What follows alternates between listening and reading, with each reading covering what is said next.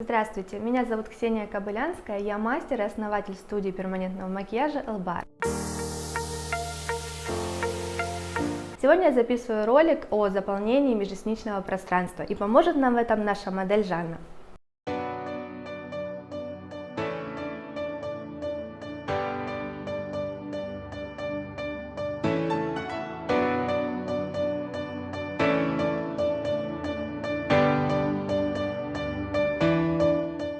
Сегодня я покажу заполнение межреснички в классическом варианте, а также более в теневом эффекте, чтобы она казалась более пышнее. Я уже подготовила рабочую поверхность. Для процедуры я буду использовать первичную анестезию Бекаин, вторичную я использую Сустоин, пигмент черный от марки Елены Нечаевой 303, картридж Must и машинка Xion S. Перед процедурой перманента на глазах мы обязательно говорим клиенту снять линзы и нарощенные ресницы, если такие имеются. Мы должны хорошенько обработать зону, где будем делать перманента, хлоргексидином, после того, как мы удалили остатки косметики мицеллярной водой. Хорошенько протираем хлоргексидином.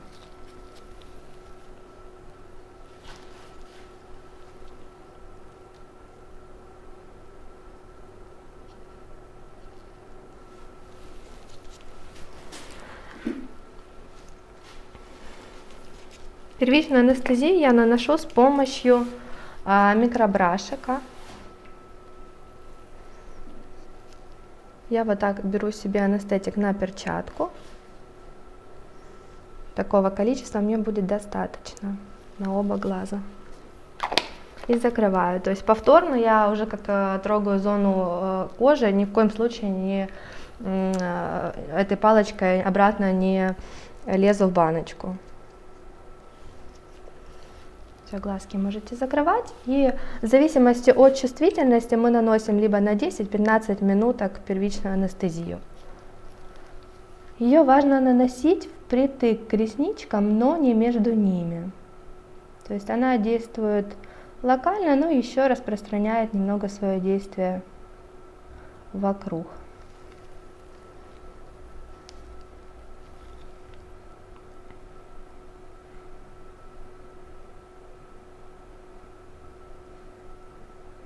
То есть в это время клиент уже глазки не открывает, не моргает, потому что если такое случится, то анестетик может попасть внутрь глаза, и тогда его нужно промыть визином.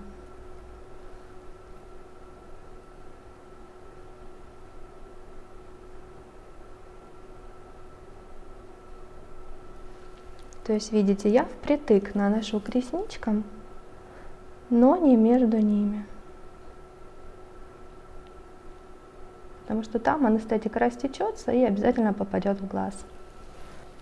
Оставляем анестетик на глазках на 10-15 минут и затем начинаем процедуру. Свет мы выключаем, чтобы на глазке было минимальное воздействие. Во время выдерживания анестетика клиент может ощущать покалывание, пощипывание на веке. Это считается нормой, потому что это действует как анестетик. Главное, чтобы такого дискомфорта не было внутри глаза. Я уже подготовила себе 2 капса, в которые я буду в один Сустоин капать, в другой 2 капли пигмента. Перед процедурой обязательно взбалтываем хорошо баночку с пигментом. Обычно 2-3 капли хватает. И также подготавливаю Сустоин.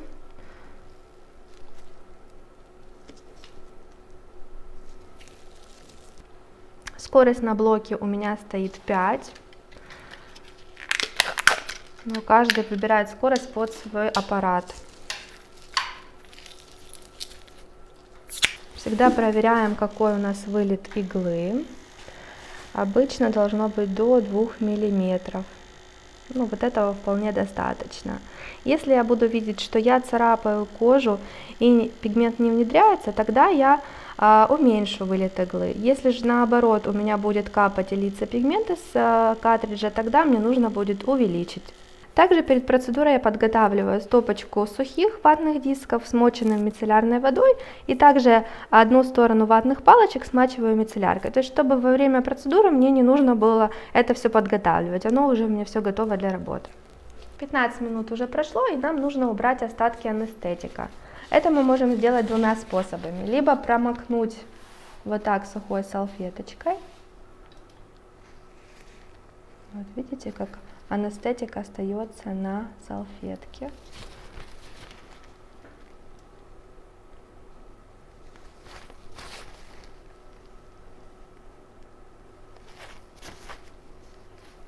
И когда уже у нас салфеточка сухая, значит остатка анестетика больше нет.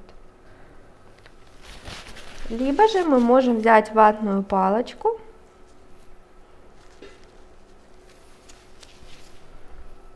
и вот таким вот образом убрать анестезию.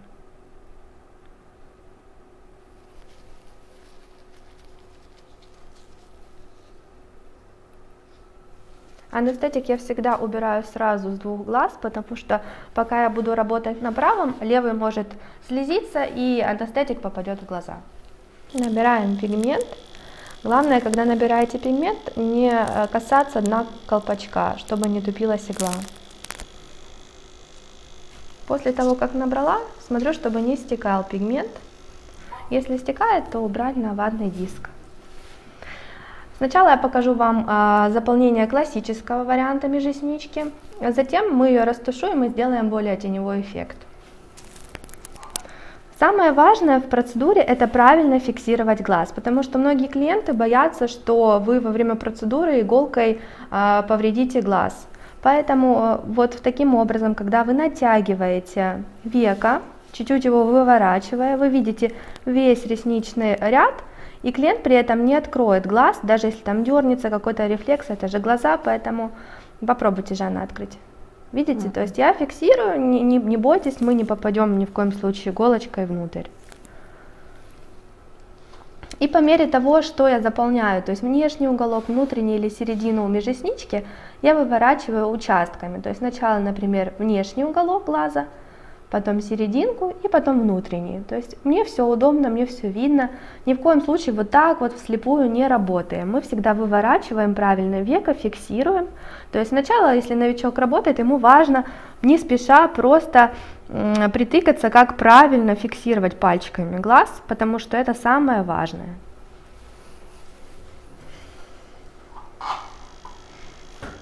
Начинаем мы прорабатывать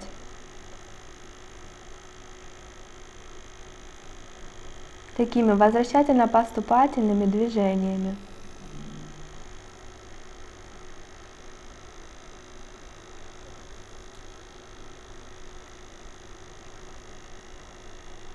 На первом проходе мне важно повредить всю зону межреснички, чтобы подействовал вторичный анестетик. Я не стремлюсь максимально заполнить, максимально ярко сделать межресничку. Моя задача просто травмировать везде, чтобы везде на поврежденной коже подействовал вторичный анестетик.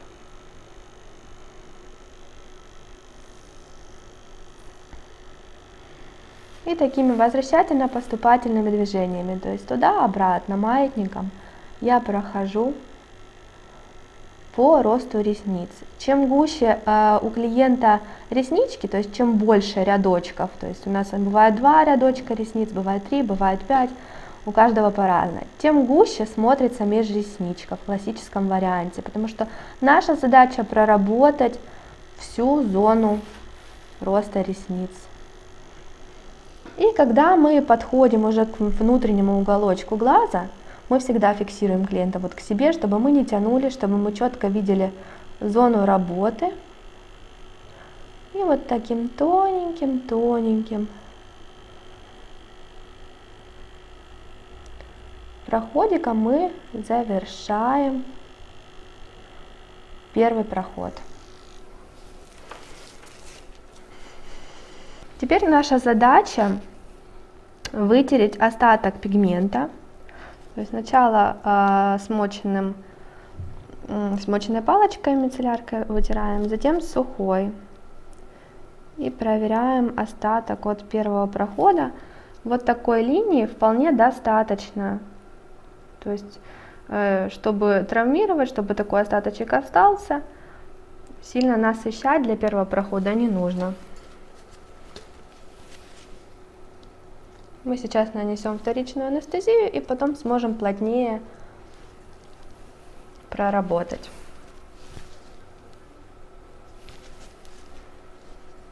Вторичную анестезию я наношу, смачиваю хорошо микробрашек. Затем вот так вот еще немножечко оставляю сустаин на перчатке, чтобы не было у меня капли большой. И уже здесь вторичной анестетики я наношу прям между ресничек.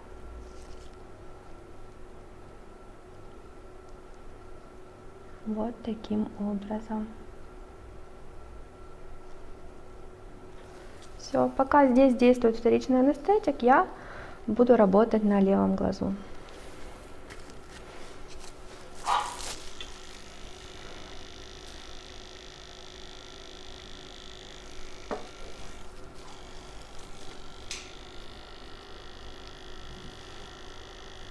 Важно не начинать межресничку прямо с последней ресницы внешнего уголка глаза, потому что тогда мы сделаем более грустный взгляд. То есть мы начинаем межресничку с последних пучковых ресничек. То есть это примерно здесь. Левая часть лица обычно чувствительнее. То есть даже если мы делаем левую бровь, левый глаз, правда же? То есть это вот у нас такая особенность физиологическая, что левая сторона чувствительнее, это нормально. То есть вы можете всегда своего клиента предупреждать, что такое возможно. Из всех клиентов у меня только 10% было наоборот, когда правая сторона чувствительнее. То есть, видите, даже если выделяются слезки, то вы при правильной фиксации они будут уходить во внутреннюю часть глаза, и ваша межресничка не растечется, то есть вам ничего в работе не помешает.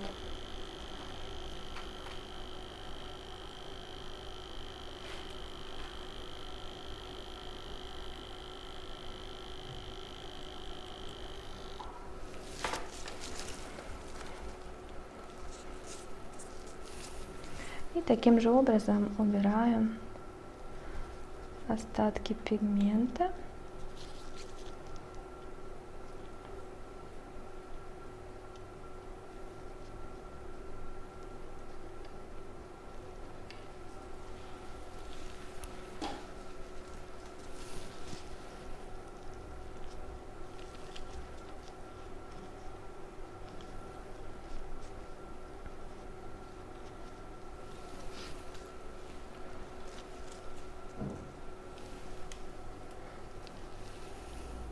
Точно так наносим вторичку на левый глаз.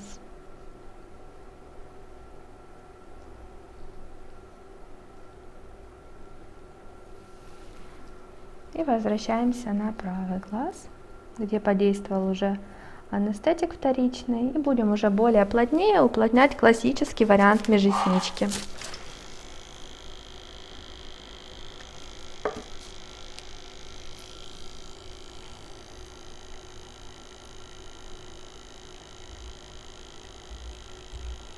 Жанна, сейчас вам легче? Да. То есть, когда подействует вторичный анестетик, я уже могу вот прям плотнее прорабатывать, чтобы межресничка уже за второй проход была закончена. На первом проходе я всегда жалею клиента. Если вдруг чувствительность повышена, ну и глазки в принципе это зона чувствительная, то я не стараюсь за первый проход сделать яркий остаток, когда клиенту это больно.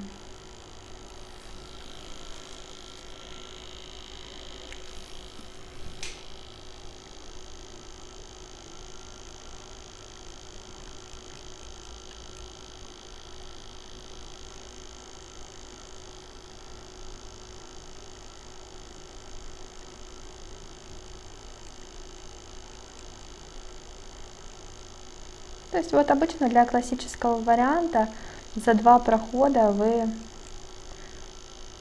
его завершите. Если делать растушевку, то тоже вот на втором проходе вы делаете теневой эффект, и обычно этого тоже достаточно. То есть работа на глазах не должна занимать более 1 часа, потому что чем больше воздействия, тем хуже уже кожа воспринимает пигмент, потом больше его отталкивает в процессе заживления.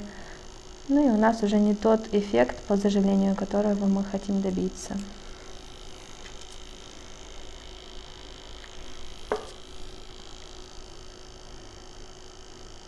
В моей практике 90% клиентов на коррекцию межреснички уже не приходят. То есть мы максимально все укладываем за одну процедуру.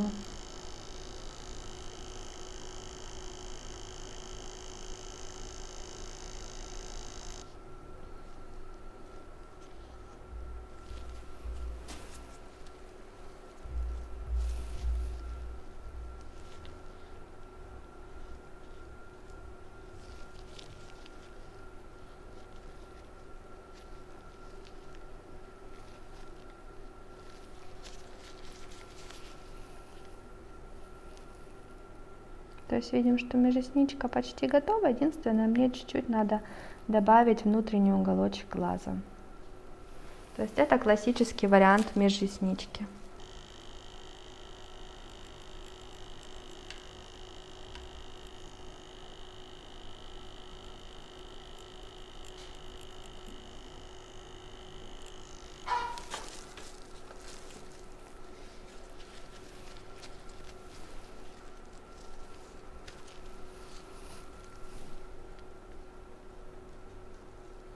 Обязательно всегда сделали, протерли, посмотрели. Вслепую никогда не работаем.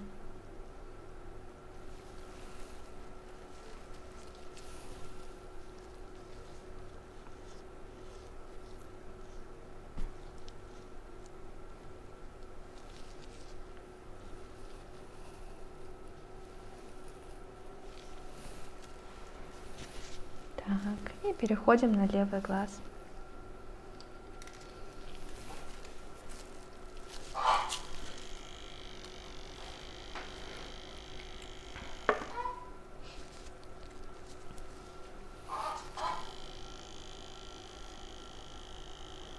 Делаем все аналогично правому, то есть заполняем, уплотняем линию, чтобы она была более насыщенная.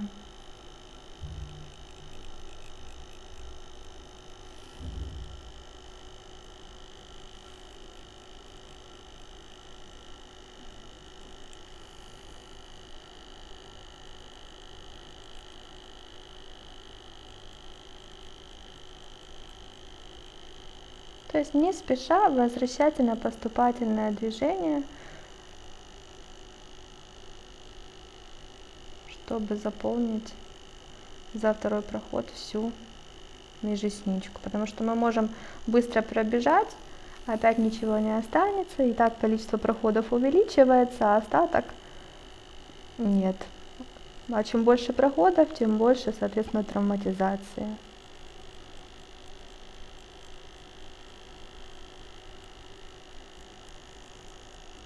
Поскольку работа именно в зоне ресничек, то эскиз я перед процедурой не рисую.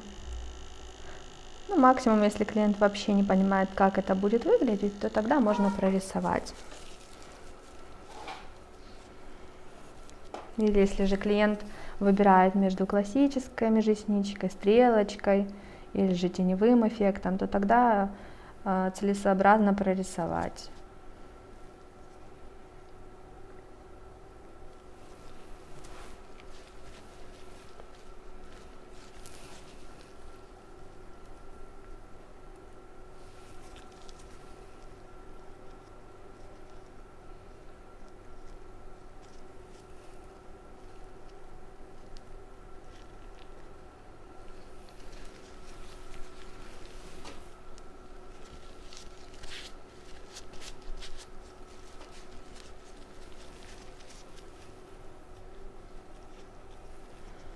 Также всегда после того, как мы протираем сухой салфеткой, нам нужно подсушить зону, чтобы мы на влажной не работали. Но сильно тереть тоже я не рекомендую, потому что чем больше трем, тем больше отечность.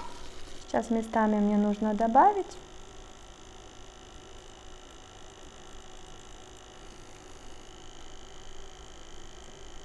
И затем мы откроем глазки, чтобы проверить, все везде хватает или где-то что-то нужно добавить.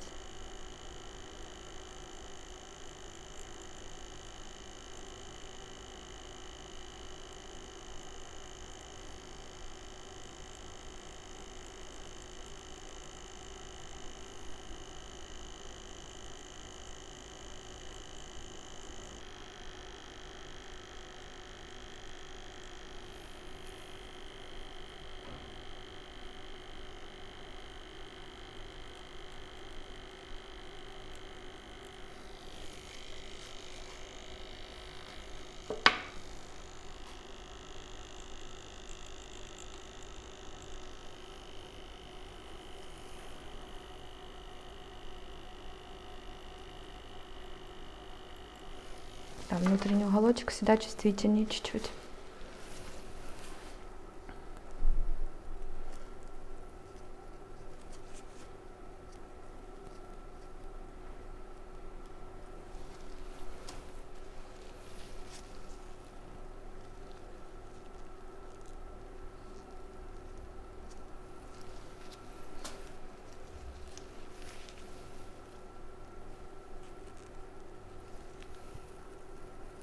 Вот так выворачиваю веко и проверяю, везде ли все хорошо проработано. Вот, и всегда сравниваю оба глазика, чтобы везде все было симметрично. Чуть-чуть еще налево мне нужно внутренний уголочек пройтись.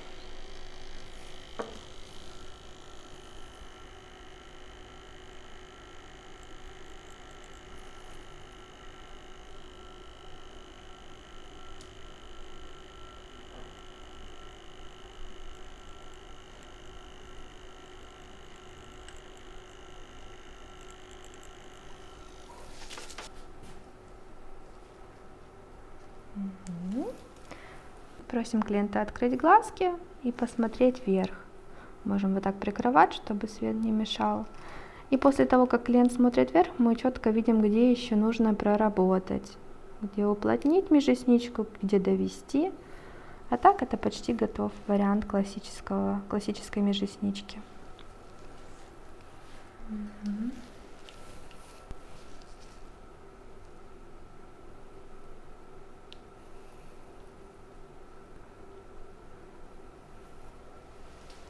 Веки могут казаться тяжелыми, но это не из-за отека, а из-за анестетика. Может быть такое ощущение. Поэтому, когда мы впервые открываем после процедуры глазки, может быть ощущение, что они такие тяжелые, напухшие, но на самом деле это просто действие анестетика так влияет.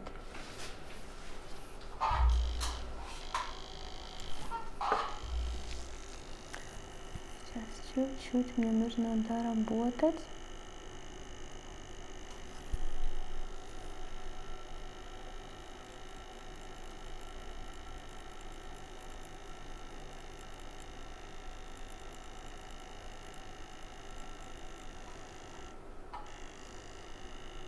Вот где светлее, там нужно повторно пройтись.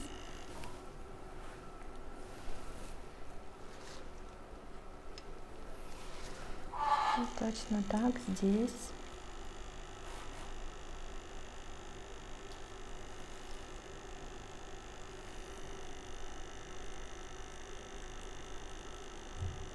Многие мастера боятся работать с глазами, особенно начинающие, потому что боятся, что по сосудам может пойти пигмент. Такое может произойти, но важно вовремя сориентироваться и знать, что с этим делать. То есть вот мы работаем, и во время работы, если особенно это сосудистое такое веко, у нас пигмент может вот так вот пойти, такое темное пятнышко быть. То есть не сосудик не красный становится, а черный. Наша задача В таком случае не теряться, а сделать такое действие, взять палочку ватную, смоченной мицелляркой, и вот таким вот действием вытолкать пигмент обратно к межресничке. Я такое люблю делать, даже если у меня не сосудистое веко, даже если у меня нигде ничего не пошло, просто в конце процедурки вот такое для подстраховки могу сделать.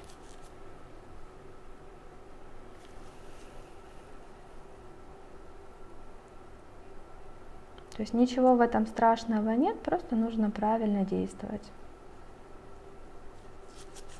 И это возникает очень редко, но многие почему-то не знают, что с этим делать. В конце процедуры я обязательно промываю глазки визином. Угу. Я сейчас вам вытру.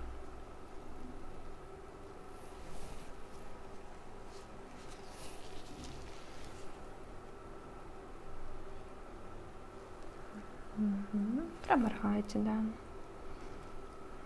Отлично.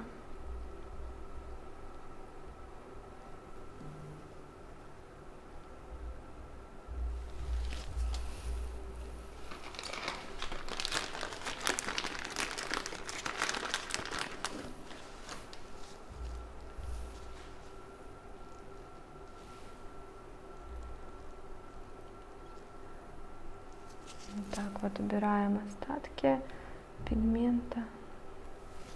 Угу. И межресничка в классическом варианте готова.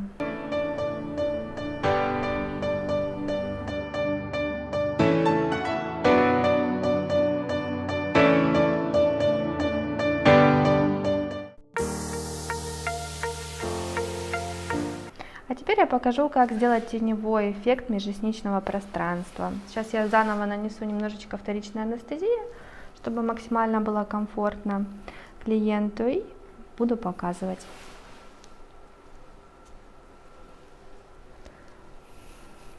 Долго выдерживать вторичную анестезию не нужно, она действует за 10 секунд.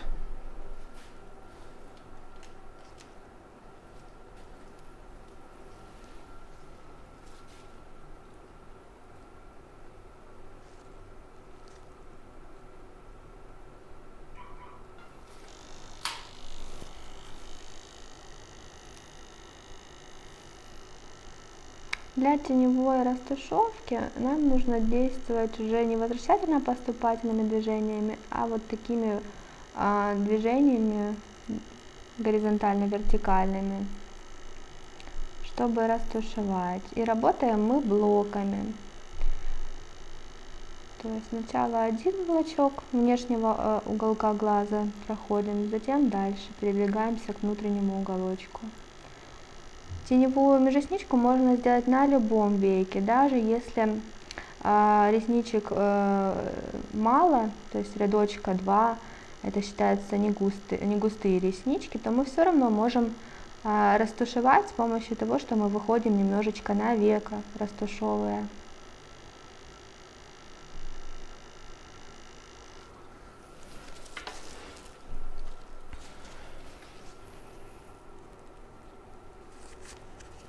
Я чуть-чуть прохожу, проверяю.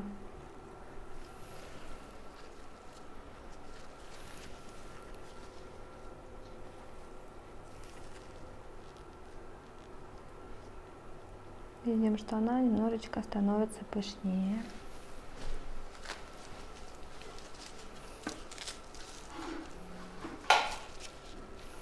Давай покажу.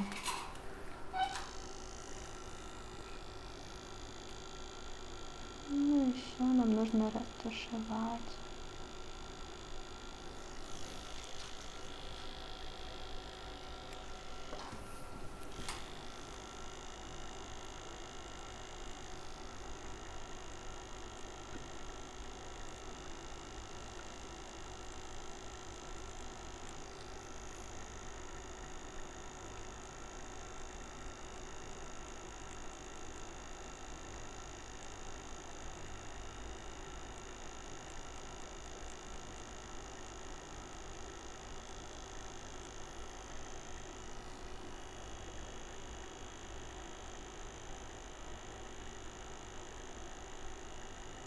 вот такими движениями,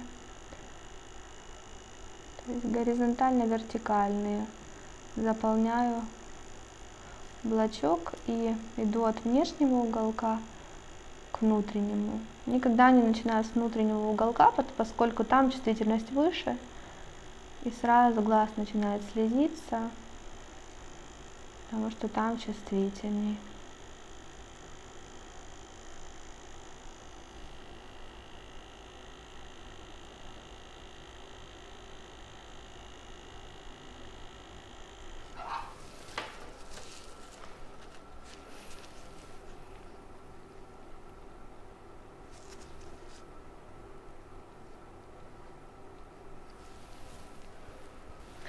И снова наношу вторичный анестетик, поскольку я впервые для растушевки выходила на некоторые участки, и они еще были чувствительны.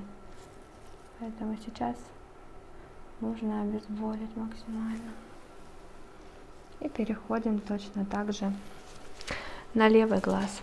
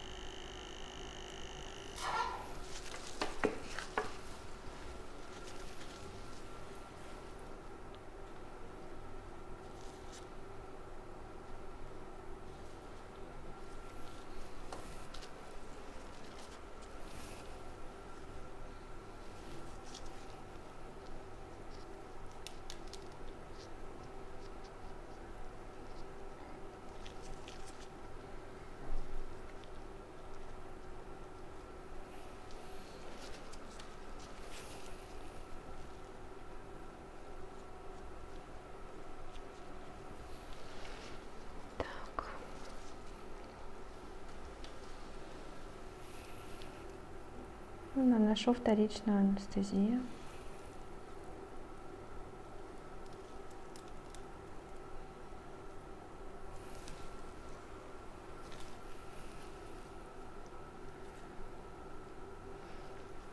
И здесь дорабатываю еще больше, растушевываю.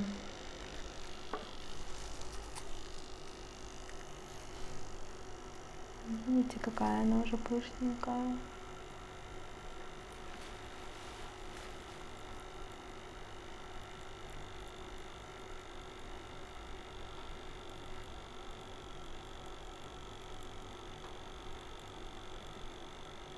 Жанна, чуть легче?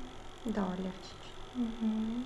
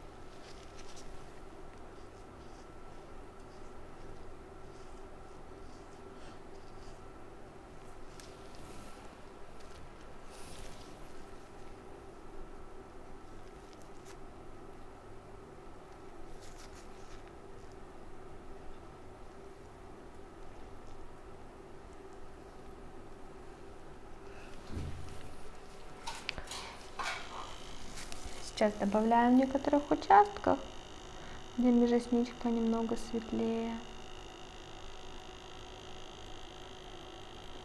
И теневой эффект межреснички будет готов. Напоминаю, что внутренний уголок мы сильно не расширяем.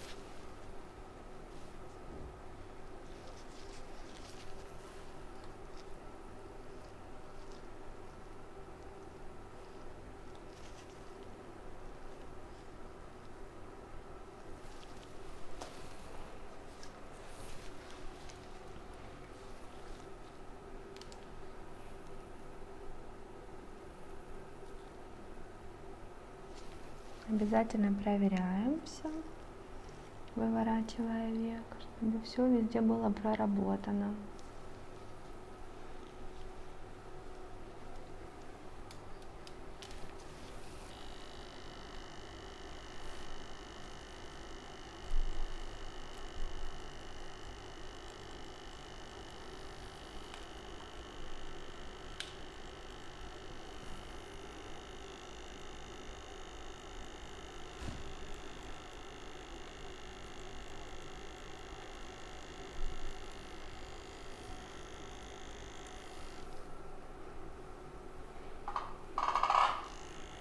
Добавляю участки, где светлее кажется мне пигмент, я немножечко дорабатываю.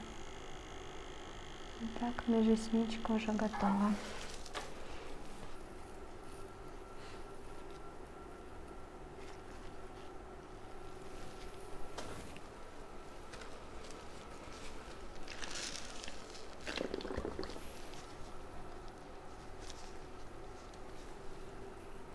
Еще вверх смотрите. Угу. Хорошо. Закрывайте. И в конце процедурки вот так вот делаю такое действие, чтобы по сосудикам пигмент ни в коем случае не пошел.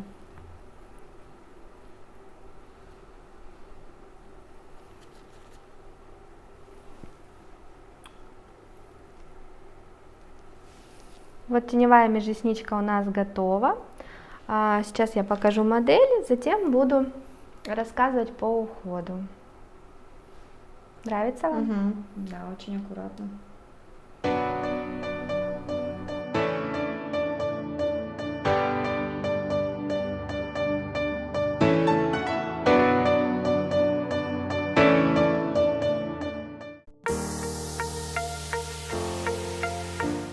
По уходу важно 4 дня не красить, не распаривать 2 недели, бани, бассейны, сауны исключаем, никакие мази заживляющие ничего не наносим, межресничка сама органично заживает.